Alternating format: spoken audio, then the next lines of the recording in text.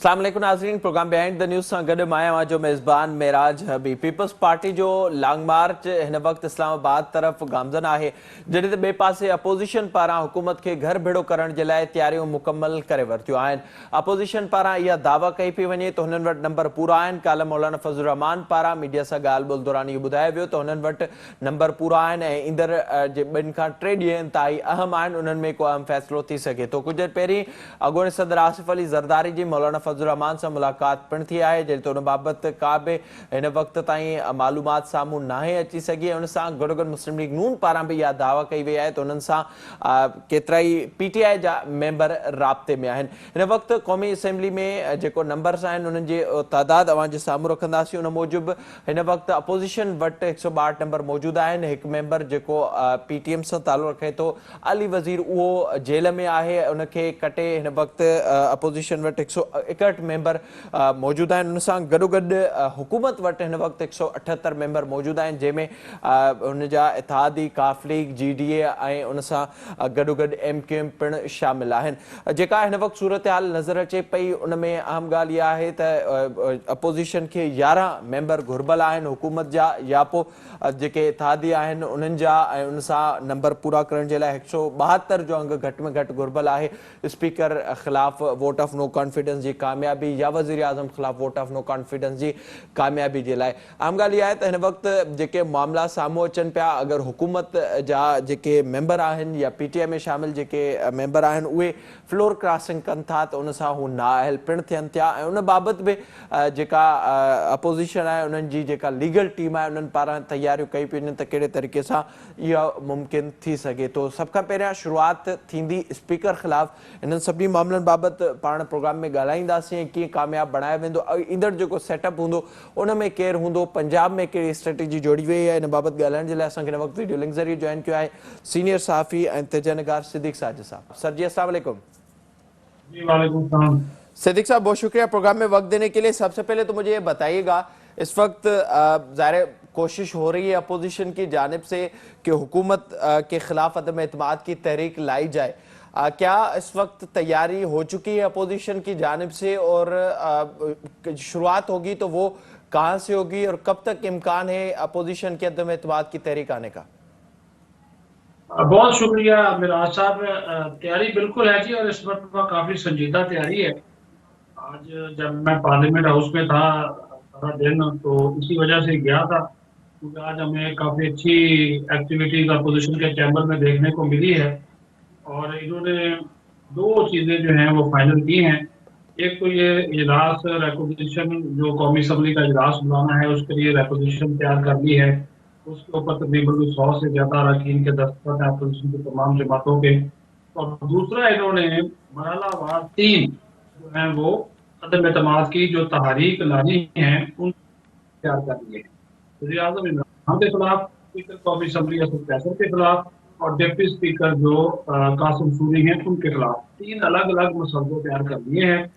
अब कल या परसों ये ज्यादातर इम्कानात हैं कि पहले मरहले में ये इजलास रेकोगशन करेंगे, और जब इजलास रेकोगशन हो जाएगा तो स्पीकर कौमी असम्बली के लिए लाजम होगा कि वो 14 दिन के अंदर अंदर कौमी असम्बली का इजलास बुलाए।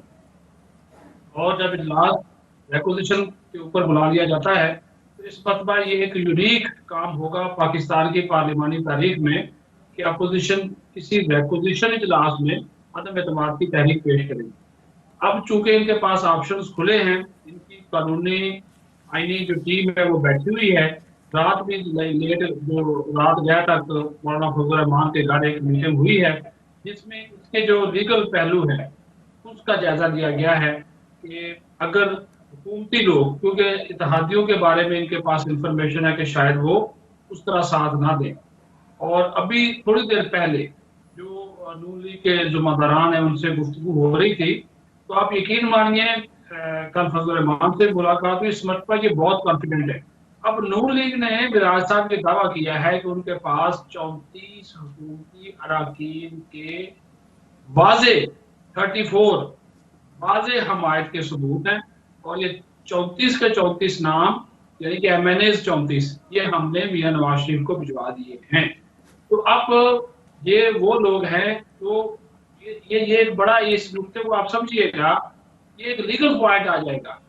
अगर ये हुकूमत में बैठे हुए लोग 34 लोग जिसका नून लीग दावा कर रही है, ये इमरान खान के खिलाफ या स्पीकर के खिलाफ अदम एतमाद की तहरीक में वोट देते हैं, ये फ्लोर क्रॉसिंग होगी। और फ्लोर क्रॉसिंग के अब सीधी सीधी आपको पता है कि फिर ये नहल हो जाएंगे। लेकिन वो तो जाहिर है बाद की बात है ना, कि जब ये वोट डाल देंगे उसके बाद एक प्रोसेस शुरू होगा। तो ये जो इनकी लीगल टीम बैठी हुई है, जो आईनी टीम बैठी हुई है अपोजिशन की, वो इन्हीं चीजों के ऊपर गौर फोर्स कर रही है कि इन सारी चीजों को, ताकि अदम एतमाद जब लाई जाए तो हुकूमत के पास ये कोई मौका ना हो कि वो इसके ऊपर वो कोई उंगली उठा सके। अब जो और लोग हैं, मैंने आज भी ये देखा है कि आप यकीन मानिए, रात फजल रहमान ने असद जरदारी से भी बात की है। उन्होंने यूसुफ गिलानी, राजा परवेज अशरफ और बहुत से जो दोस्त उन सबको कहा कि आप इनके साथ ताउन करें। फिर नवाज शरीफ से बात हुई है फजल रहमान की, फिर फजल रहमान की शहबाज शरीफ से बात हुई है। वो सेहत की वजह, सेहत की खराबी की वजह से शहबाज शरीफ नहीं आ सके आज। अदरवाइज मुझे ये पूरा यकीन था कि ये अदम एतमाद की जो तहरीक और एक्विजिशन ये जमा हो जाएगी, तैयार है, दस्तखत मौजूद है। तो कानून पार्लिमानी कवायद के मुताबिक जितने दस्तखत अरकान के चाहिए वो सारे के सारे लेकर रख लिए गए, और अब सिर्फ अपोजिशन लीडर के ग्रीन सिग्नल का इंतजार है। आप बिल्कुल जो आखिर में आपने बात की ग्रीन सिग्नल की, ज़ाहिर है फ्लोर क्रॉसिंग के हवाले से भी आपने बता दिया, अगर कामयाबी होती है तो उसके बाद इतना उससे फ़र्क भी नहीं पड़ेगा। ज़ाहिर है जो इस वक्त दूसरी जानब सूरत हाल नज़र आ रही है, हुकूमत की जानब से इत्तेहादियों से मुलाकातों का सिलसिला खान साहब का शुरू हो चुका है। उन्होंने तबीयत भी दरियाफ्त की जहांगीर तरीन साहब की। अब क्या आपको ये इस वक्त सूरत हाल नज़र आ रही है जो मौलाना साहब ने बताया कि इस्टेब्लिशमेंट न्यूट्रल है और हम चाह रहे हैं कि इस्टेब्लिशमेंट इमरान खान का साथ ना दे, यही इस तरह से ही मिलती जुलती बात बिलावल ने भी की है, तो उस तरफ से मुकम्मल इस वक्त तैयारी है या फिर इस्टेब्लिशमेंट इस वक्त अपोजिशन का साथ दे रही है? नहीं नहीं, वो अपोजिशन का भी नहीं साथ दे रहे, वो हुकूमत का भी नहीं साथ दे रहे। वो इस मरतबा अपने आप को उन्होंने सारी सारी जगह से उन्होंने साइड लाइन किया हुआ है, वो इस मामले में नहीं आ रहे। और जो कल फजल रहमान से रात हमारी मुलाकात हुई थी, उनकी गुफ्तगू के अंदाज से भी पता चल रहा था कि इस मरतबा वो जो फोन शोन वाला मामला है वो नहीं है, बल्कि दो चार लोगों को कुछ फोन गए तो इंफरादी तौर पे, ये मौलाना साहब ने कहा हमें, तो उन दो चार लोगों को फोन करने वाला जो बंदा था, ना सिर्फ उसकी सरगर्श हुई बल्कि उसको उसका जो मौजूदा पोस्टिंग थी उससे उसको तब्दील भी किया गया। तो इससे आप अंदाजा बना सकते हैं कि इस वक्त जो मामलात हैं, वो अपोजिशन को ये मौका दिया गया है कि वो अपनी स्ट्रेंथ शो करे। और मेरी इतला के मुताबिक, ये रात मैंने मौलाना से सवाल भी किया था, मेरी इतला के मुताबिक इनके पास टाइम है मिराज साहब 27 मार्च तक का, अपोजिशन के पास। ये अगर इस टाइम फ्रेम तक आदम एतमाद की तहरीक लाकर उसको कामयाब बनाते हैं, हुकूमत को हटाने में कामयाब होते हैं, तो ठीक है। अदरवाइज जो फिर वो जो लोग ये कह रहे हैं और जो चाहते हैं कि ये सिस्टम जो है वो आगे बढ़े, तो फिर ज़ाहिर उनको किसी ना किसी के साथ खड़ा होना होगा। अब ये जितने भी वो क्या कहते हैं ना, जितने भी बाजू आजमाने हैं वो सारे के सारे अपोजिशन ने आजमाने हैं। एक चीज जो मैंने जो नोट की है, आज वो मोहसिन दावड़ से भी बात हो रही थी, तो वो और बाकी जो एमएनए हैं उनसे भी जब गुफ्तगू पार्लियामेंट हाउस में हुई, तो एक चीज जो मुझे नजर आई इस मरतबा के अपोजिशन की जमातों में कोई इख्तलाफ नहीं है इसको हटाने में। इशू ये भी नहीं है कि अच्छा इनका एक होमवर्क और भी मुकम्मल है कि इनको हटा के क्या करना है, वो ये हमें नहीं अभी बता रहे। लेकिन जो मैंने महसूस किया है वो मैं आपको अपना तजर्बा जाती तौर पे बता देता हूँ, जो मुझे नजर आ रहा है, लग ये रहा है कि ये पहले मरहले में अदम एतमाद की तहरीक लेकर आएंगे स्पीकर के खिलाफ, क्योंकि इनके नजदीक, और यही फार्मूला असद जरदारी और बिलावल भुट्टो जरदारी और खुर्शीद शाह का था। उनके कहने का मतलब ये है कि स्पीकर के खिलाफ जब लाएंगे तो वहां पे है सीक्रेट बैलेट, खुफिया रायशुमारी, और उसमें हुकूमती अरकान जो इनको इनके इनके हक में वोट देंगे वो ज़ाहिर सीक्रेट बैलेट के जरिए देंगे। हुकूमत की कोशिश होगी कि उस दिन हमारा कोई मेंबर पार्लियामेंट हाउस आए ही ना, लेकिन ज़ाहिर है जिन्होंने कमिटमेंट्स की हुई है वो तो फिर आएंगे। जब इनका स्पीकर हट जाएगा हुकूमत का, असद कैसे की जगह कोई नया स्पीकर आएगा, उसका ये ऑलरेडी डिसाइड कर चुके हैं। मेरी इतला के मुताबिक उसमें रियाज सादिक का नाम भी है, खुर्शीद शाह का नाम भी है, तो वो ये डिसाइड कर चुके हैं। तो इमीडिएटली जब ये अपना स्पीकर ले आएंगे तो फिर हो सकता है कि वज़ीर आज़म के खिलाफ अदम एतमाद लाने की नौबत ही ना आए। वो कह रहे हैं जी हो सकता है कि इमरान खान गुस्से में आए और असम्बलियां तोड़ दे। ये तमाम जो ऑप्शंस हैं ये डिस्कस कर रहे हैं। सिद्दीक साहब, ये यही इनकी मुझे बताइएगा, बिल्कुल जो आपने बताया, ज़ाहिर है ये नाम सामने आ रहे थे, फिर हमने देखा इस पर मुलाकातें भी हुई पीपल्स पार्टी और नून लीग के रहनुमाओं में, अपोजिशन एक पेज पर भी नजर आ रही। पर दूसरी जानब अगर हुकूमत की जानिब देखा जाए, चौधरी बरादरान ने खान साहब का साथ देने का कहा था, अब एमकेएम से भी उनके मामला चल रहे हैं, मुलाकातें होनी है, तो क्या हुकूमत की जानिब पर इस पर क्या स्ट्रेटेजी जोड़ी गई है और क्या खान साहब आसानी से ही सब कुछ जाने देंगे? और कल जो शेख रशीद साहब ने बात की कितने आसानी से अदम एतमाद कामयाब नहीं हो सकती, ज़ाहिर जो उनका इशारा था, तो उस तरफ से क्या तैयारी हुकूमत की जानिब? ये तो चीज मैं बड़ी आपको वाज़ेह तौर पे बता देता हूँ। वो चीज ये है कि अदम एतमाद के हवाले से जो दो बड़े इत्तेहादी हैं, काफ लीग और एमपीएम, उन्होंने दो टोक अल्फाज में वाज़ेह अंदाज में इमरान खान को यकीन नहीं दिलाया, ये नोट कीजिए, ये यकीन नहीं दिलाया कि वो एतमाद की मुखालफत करेंगे या हमायत करेंगे। वो अपनी मुस्तकबिल की सियासत देख रहे हैं। घाटे का सौदा ना एमपीएम करेगी ना काफ लीग करेगी। अदरवाइज तारक बशीर चीमा चौधरी बरादरान की फौरी मुलाकात के बाद आकर टीवी पे कभी ना कहता कि हमने इमरान खान की हमायत ना करने का या मुखालफत ना करने का ऐलान कोई फैसला किया है। उनकी प्रेस रिलीज में भी इस किस्म के कोई, उनके इलामिये में भी इस किस्म की कोई चीज शामिल नहीं थी। एमपीएम के खालिद मकबूल सिद्दीकी का बयान आप सुन चुके हैं।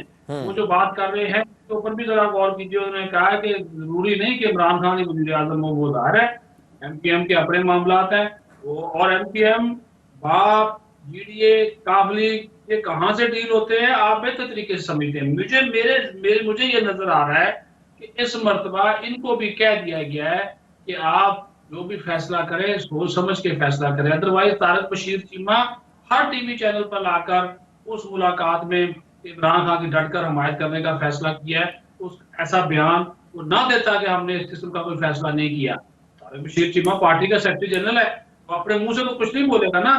अब ये देखिए ना, ये चौधरी बरादरान को ज़ाहिर है उन्होंने अपने मुस्तकबिल की सियासत देखनी है। पंजाब में भी, खास तौर पर पंजाब में, आपको पता है जिसके पास पंजाब चला गया उसके पास सारी हुकूमत आ जाती है। वो इस चीज को भी देख रहे हैं। अब एक और नई थ्योरी भी चली है। उन्होंने कहा कि इमरान खान ने अगर महसूस किया कि चौधरी बरादरान मेरे साथ चलने को तैयार नहीं है या मरकज में वो साथ देना चले गए हैं अपोजिशन का, तो वो यहां तक भी उन्होंने कहा कि ये वो उस्मान बुज़दार को हटाएगा और परवेज लाई को वज़ीर आला नामजद कर देगा पीटीआई की तरफ से। ये बात भी हो रही है। ये थ्योरी है, ये थ्योरी है। और दूसरी थ्योरी ये है कि नून लीग के साथ साथ पीटीआई भी नहीं चाहती कि उस्मान बुज़दार को हटाया जाए और परवेज लाई को लाया जाए। वो कह रहे हैं जी पंजाब में अगर परवेज लाई आकर बैठ गया, आगे होने बलदियाती इंतखाबात, उन्होंने कहा जी ब्यूरोक्रेसी तो परवेज लाई के साथ ऑलरेडी बड़ी कंफर्टेबल है। इतने अहकामात वो उस्मान बुज़दार के नहीं मानती जितने परवेज लाई के मानती है।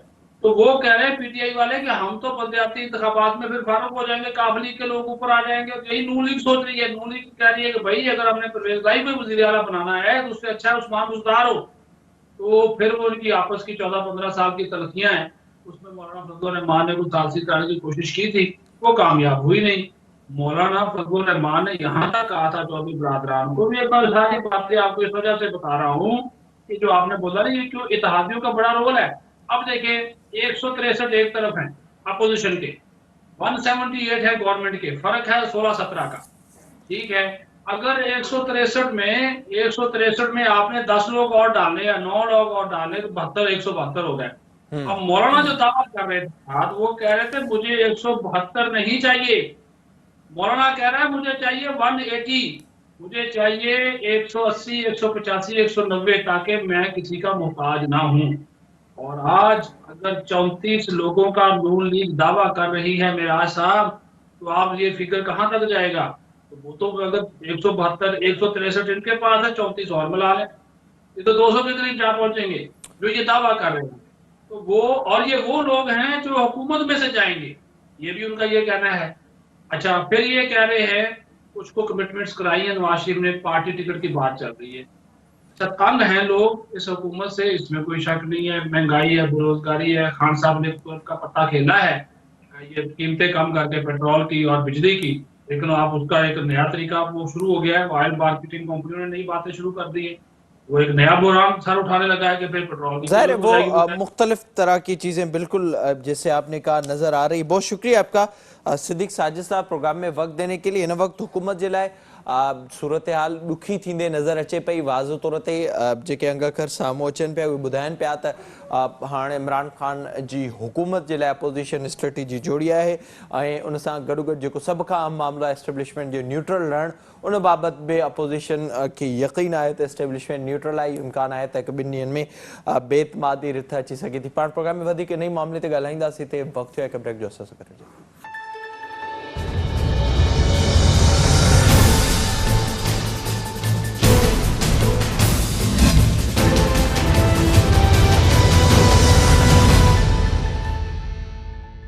प्रोग्राम में एक भेरो ॿीहर भलीकार हिन हिसे में पाण ज़िक्र कंदासीं। हिन वक़्तु मामिलो हले पियो बेतमादी रिथ जे हवाले सां अपोज़िशन पारां बि तयारी कई वई आहे। जेका नंबर गेम आहे उहा अपोज़िशन कीअं पूरी कंदी ऐं उनखां पोइ अगरि फ्लोर क्रॉसिंग थिए थी त उन बाबति कहिड़ी तयारी। असांखे हिन वक़्तु हिन मामले ते ॻाल्हाइण जे लाइ जॉइन कयो आहे इस्लामाबाद मां सीनियर सहाफ़ी ऐं तजनिकार रज़ाक खत्री साहब। रज़ाक साहब अस्सलाम वालेकुम। सर वॾी महिरबानी जॉइन करण जे लाइ। ॿुधाइजो जेका हिन वक़्तु सूरत हाल नज़र अचे पई, ज़ाहिर अपोज़िशन जी तयारी हुई ऐं जेके मुलाक़ातूं कुझु ॾींहं पहिरियां ताईं बि थियूं, उन बाद वज़ीर आज़म पारां बि स्ट्रेटेजी जोड़ी वई। छा सम्झो पिया त हिन वक़्तु अगरि अपोज़िशन तरफ़ां बेतमादी रिथ आणण जी कोशिशि कई थी वञे ऐं ख़ासि तौर ते स्पीकर या वज़ीर आज़म ख़िलाफ़, त उन में कामयाबी जा इम्कान आहिनि? महराज ॾाढी जेको आहे सो आसाबी गेम आहे ऐं हिते हिकिड़ी ॻाल्हि त इहा ज़हन में रखणु घुरिजे त न सिर्फ़ु गॾियल अपोज़िशन परेशान आहे, हुकूमत परेशान आहे, पर इस्टेब्लिशमेंट जा जेके अहम माण्हू आहिनि उहे परेशान आहिनि। सो ज़ाहिर आहे त इन सॼी सूरत हाल में मुल्क जी जेका सूरत हाल आहे माशी तौर ते ऐं ख़ारिजी सतह ते जेके चैलेंज आहिनि उहे बि हिन वक़्तु काफ़ी घटि आहिनि। सो हाणे असल में नंबर गेम जो जेसिताईं तालुक़ु आहे सो हिकिड़ी ॻाल्हि त इहा ज़हन में रहे त इत्तेहादी जेके आहिनि उन ते डिपेंडेंसी हाणे अपोज़िशन नथी करे। यानी क्यू लीग जो जेको बिहेवियर आहे उन मां अपोज़िशन खे अंदाज़ो थी वियो आहे त ईंदड़ ॾींहंनि में शायदि हू कंहिं मौक़े ते धकु कढी वञनि। सो हिन जी कोशिशि ई आहे त तहरीक इंसाफ़ अंदिरां घटि में घटि कोई 15 खां 20 माण्हू फॉरवर्ड ब्लॉक जी शक्ल में अहिड़ा टोड़िया वञनि जेके जेको आहे सो जॾहिं नो कॉन्फिडेंस मूव जो सिलसिलो शुरू थींदो यानी प्रैक्टिकली क़ौमी असेंबली अंदरि, त उन मौक़े ते हुकूमत न पर अपोज़िशन जी जमायतनि खे पंहिंजा 172 वोट पूरा करणा पवंदा। हाणे उहो 172 माना हिन वक़्तु जेकॾहिं पाण फिगर ॾिसूं त क़ौमी असेंबली में अपोज़िशन जी समूरियुनि जमायतनि वटि 162 वोट आहिनि। उनमें अली वज़ीर ऑलरेडी जेको आहे सो ज़ेर हिरासत आहे हिन वक़्तु, त उहो हिकु वोट जेकॾहिं कढी छॾिजे त इहो थिए थो 161 वोट। ठीकु आहे, 172 वोट खपनि यानी घटि में घटि 11-12 वोट खपनि। पर इन केस जेकॾहिं इन जे अंदरां कुझु माण्हू टुटी था वञनि त इहे समूरियूं जेके फिगर्स आहिनि उहे अपोज़िशन जी जमायतनि पंहिंजे इन ते डिस्कस कयो आहे ऐं इन करे ई हुननि जी कोशिशि आहे त 15 खां 20 माण्हू पाइपलाइन जे अंदरि रखिया वञनि त जेकॾहिं कुझु माण्हू नथा अचनि मेंबर त बाक़ी मेंबर जेके आहिनि सो इहो अंग पूरो करे सघनि। हाणे इन में जेका जेके कुझु शयूं तव्हांखे ॿुधाईंदो हलां उहे इहे आहिनि त स्पीकर क़ौमी असेंबली जे हवाले सां असां माज़ी में हिननि 3.5 सालनि में हितां जी वेझड़ाई खां जंहिं ॻाल्हि जो मुशाहिदो कयो आहे उहा इहा आहे त कॾहिं कॾहिं कोरम जी निशानदेही थींदी आहे त उन में बि ॾंडी हई वेंदी आहे। ख़ुसूसन जेके अहम बिल हुआ उन्हनि खे पास करण वक़्तु जॾहिं अपोज़िशन उन्हनि खे चैलेंज कयो त उते बि ॻणप में जेको आहे सो थोरो घणो हेठि मथे कयो वियो। सो हाणे अपोज़िशन जी जेका क़यादत आहे उहा इन सॼी सूरत हाल खे साम्हूं ॾिसे थी ऐं आइनी ऐं क़ानूनी तौर ते छा पेचीदगियूं स्पीकर क़ौमी असेंबली पैदा करे सघे थो उन्हनि खे बि हिननि ज़हन में रखियो आहे। सो हिन वक़्तु जेकॾहिं ही रिक्वेज़ेशन त तयारु थी वई आहे, पर रज़ाक सवाल इहो आहे। साहब जेको अवां ज़िक्र कयो हुकूमत जे हवाले सां, हुकूमती जेके पंहिंजा मेंबर आहिनि उन हवाले सां अगरि उन जी तयारी थिए थी ज़ाहिर फ्लोर क्रॉसिंग खां पोइ जेका नाइली आहे उन बात छा सम्झो पिया त उन बाबति एतिरी तयारी आहे ऐं जेके हुकूमत जा मेंबर आहिनि ख़ासि तौर ते उहे अपोज़िशन सां गॾु आहिनि इन मामले खे फेस करण जे लाइ बि? महराज, हिकिड़ी ॻाल्हि आउं सदाईं इहो चवंदो रहियां त इमरान ख़ान हिन वक़्तु पावर में आहे। जेकॾहिं पाण इन मफ़रूज़े ते बि जेकॾहिं यकीन करियूं त इस्टेब्लिशमेंट उनखां मुकमल तौर ते परे थी वई आहे, पर हिन वक़्तु हू ॾियण जी पोज़ीशन में आहे। हिकु त ॻाल्हि इहा। ॿी ॻाल्हि इहा त इमरान ख़ान इस्टेब्लिशमेंट जे विच में जेका थोरी घणी ईअं खणी चइजे त बदगुमानी आहे, उहो बुनियादी तौर ते नवंबर जे अंदरि जेको नओं आर्मी चीफ आहे उन जे हवाले सां आहे। सो इहे शयूं मुमकिन आहे उहो उन सॼी सूरत हाल खे शायदि चेंज बहितर बि करे सघे थो इमरान ख़ान।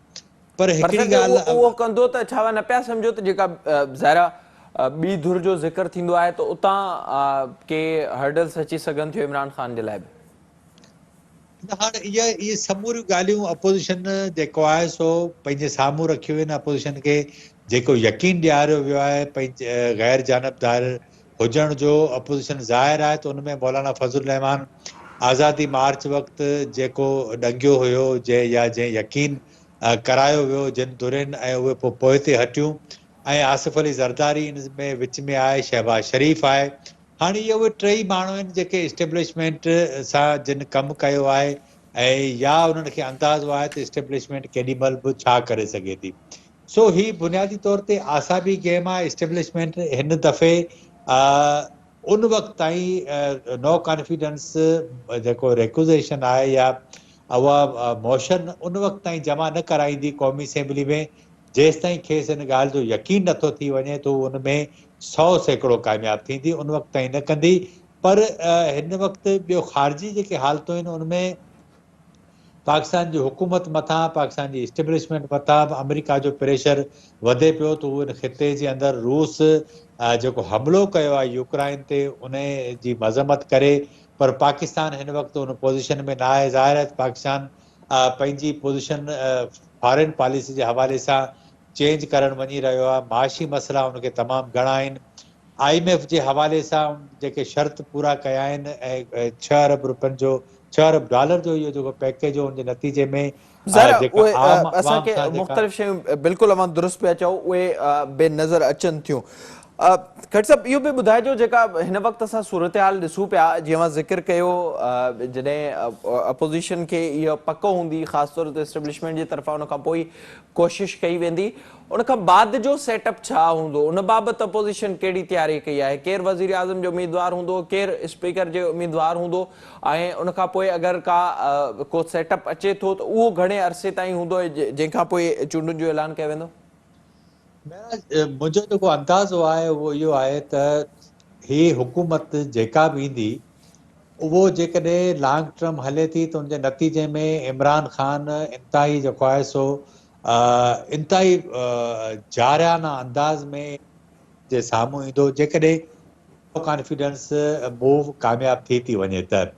ऐं ॿी ॻाल्हि इहा त हिन वक़्तु जेको सॼो जहिड़ो हले थो उहो बुनियादी तौर ते महांगाई या जेके ॿिया इशूज़ आहिनि आम माण्हू जा उनजे लाइ कोन्हे। असुलु मसइलो इहो आहे त नवंबर में जेका क़यादत चेंज थियणी आहे आर्मी जी, ही सॼो मामिलो उन ते हले थो ऐं अपोज़िशन जूं जमातूं इन ॻाल्हि खे सम्झनि थियूं त जेकॾहिं इमरान ख़ान खे मौक़ो मिली वियो त हू ईंदड़ 5 सालनि जे लाइ पंहिंजो बंदोबस्तु कंदो ऐं हू सम्झे थो त इस्टेब्लिशमेंट उन जे लाइ सॼो रोल प्ले कंदी। सो ही वज़ीर आज़म, मुंहिंजो अंदाज़ो इहो आहे त नो कॉन्फिडेंस जेकॾहिं वज़ीर आज़म जे ख़िलाफ़ कामयाबु थी वञे त इहा जेका बि नई हुकूमत हूंदी उहा जल्दी उनजो वज़ीर आज़म असेंबलियूं टोड़े छॾींदो ऐं वक़्त खां अॻु में जेकॾहिं असेंबलियूं टुटनि थियूं त इहे जेके चूंडूं आहिनि इहे 3 महीननि अंदरि थींदियूं, यानी नओं जेको सेटअप जुड़े थो। सो उन में हू जेका बि नई हुकूमत पंहिंजो मैंडेट खणी अचे उहो नए आर्मी चीफ जो तक़ररु करे। बुनियादी तौर ते मामिलो इहो आहे। हाणे सवाल इहो थो पैदा थिए त हे जेका लाइबिलिटीज़ आहिनि महांगाई जे हवाले सां इहा माण्हुनि जे लाइ घटि थींदी या न। सो इहो नई हुकूमत ईंदी उन ज़ाहिर आहे इहो सोचियो हूंदो ऐं उनजो जेकॾहिं अपोज़िशन जी जेके जमातूं आहिनि उहे उन्हनि जेकॾहिं इहा हिकमत अमली न ठाही त मुंहिंजो ख़्यालु आहे त अञा वधीक नुक़सानु थींदो, ख़ासि करे हाणे जॾहिं इमरान ख़ान इहो 300-400 अरब रुपयनि जो जेको पैकेज ॾिनो आहे उन में माण्हुनि खे मुमकिन आहे कुझु रिलीफ मिले, पर इहो अच्छा ख़ुदि अपोज़िशन जे रज़ाक लाइ साहब, जेको आहे गॾोगॾु इहो बि ॿुधाइजो, ज़ाहिर इम्कान ज़ाहिर कयो पियो वञे ज़रदारी साहब मौलाना साहब जी मुलाक़ात बि रथियल आहे ऐं शायदि हिकु ॿिनि ॾींहंनि में का कोशिशि थिए अपोज़िशन पारां ॾिठा आणण जी, उनखां पोइ मामिलो अॻिते बि वधे। हिन वक़्तु जेका सूरत हाल नज़र अचे पई त हुकूमत जे तरफ़ां खां स्ट्रेटेजी अव्हांखे छा पई नज़र अचे? हुकूमत हिकु त इहा आहे त जेका असां हेसि ताईं ख़बरूं अचनि थियूं हिते पार्लियामेंट जी कॉरिडोर्स मां, हिकु त इहा आहे त अपोज़िशन जॾहिं नो कॉन्फिडेंस मूव ते जॾहिं वोटिंग जो अमल थींदो त हुकूमत जा जेके माण्हू आहिनि उहे ॿाहिरि हलिया वेंदा। इन करे हुकूमत खे हिकु त इहो आहे त 172 वोट उहो पूरा करे थी, ठीकु आहे, पर अपोज़िशन जी रिक्यूज़ेशन ते ख़ुदि अपोज़िशन खे बि हिन ॻाल्हि जा ख़दशात आहिनि त इन केस जेकॾहिं अहिड़ी सूरत पैदा थिए थी त स्पीकर जो इहो इस्तेकाक आहे त हू इजलास स्टार्ट थींदे ई वरी उनखे प्रोरोग करे छॾे ऐं उन में वरी जेको आहे सो कुझु ॾींहुं विझी छॾे जीअं टाइम गेन कजे। सो उनजा जेके समूरा आइनी ऐं क़ानूनी पहलू आहिनि उन ते ई अपोज़िशन जूं जमातूं मुख़्तलिफ़ ऑप्शन ते गौर पियूं कनि त हुकूमत कहिड़ा कहिड़ा पता इस्तेमालु करे सघे थी ऐं उनजो काउंटर छा हुजणु घुरिजे। इहो ई सबबु आहे त हाणे 22 तारीख़ OIC जो इजलास आहे इस्लामाबाद में, मार्च जेको आहे सो शुरू थी चुको आहे ऐं उन में जेकॾहिं हे सुभाणे परीं ताईं रिक्यूज़ेशन जमा कराए छॾींदा त स्पीकर जी इहा मजबूरी हूंदी त हू नो कॉन्फिडेंस ते इजलास जेको आहे सो तलब करे ऐं मुमकिन आहे जेकॾहिं उहे उन में कामयाब थी था वञनि त शायदि OIC जी जेका मेज़बानी आहे उहो को नओं वज़ीर आज़म करे। सो सूरत हाल काफ़ी जेको आहे सो गड़बड़ आहे ऐं ईअं नथो चई सघिजे त सभु समूरियूं दुरियूं मुतमइन आहिनि, पर समूरियुनि दुरियुनि खे इहो यकीन ज़रूरु आहे त हू पंहिंजे पंहिंजे मक़सद में ज़रूरु कामयाब थींदा। वॾी महिरबानी अव्हांजी रज़ाक खत्री साहब प्रोग्राम में वक़्तु ॾियण जे लाइ। ज़ाहिरी तौर ते हिन वक़्तु जेका कोशिशि थिए पई मुख़ालिफ़ धुर पारां उन में ॾिसणो इहो आहे त केतिरी कामयाबी थिए थी, एस्टेब्लिशमेंट जी न्यूट्रल हुजण जो जेको सुवालु आहे उन में केतिरी कामयाबी मिले थी ऐं उन सां गॾोगॾु वज़ीर आज़म इमरान ख़ान वटि जेको हिकु बहितर ऑप्शन मौजूदु आहे, छा हू हाणे उनजो ऐलान करे थो ऐं उन बाबति का तयारी करे थो या मामला ईअं ई रहनि था। जेका हिन वक़्तु वाज़े तौर ते सूरत हाल नज़र अचे थी, अॻूणे सदर आसिफ अली ज़रदारी मौलाना फज़लुर रहमान जी बि मुलाक़ात थी, इहो इम्कान ज़ाहिर कयो पियो वञे त हिकु ॿिनि ॾींहंनि में अपोज़िशन पारां रिक्वेज़ेशन जमा कराई वेंदी, जंहिं बाद जेको ईंदड़ हफ़्ते स्पीकर ख़िलाफ़ सभ खां पहिरियां ई शुरूआति थींदी वोट ऑफ नो कॉन्फिडेंस जी। उन बाबति अपोज़िशन इन लाइ बि कॉन्फिडेंट आहे त हुन सां केतिरा ई जेके हुकूमत जा PTI जा ई मेंबर आहिनि उहे हुननि सां मुसलसल राब्ते में आहिनि। इन प्रोग्राम जो वक़्तु पंहिंजे पिजाणे ते पहुतो। पंहिंजे मेज़बान महराज हबीब खे ॾींदा इजाज़त। अल्लाह भाई।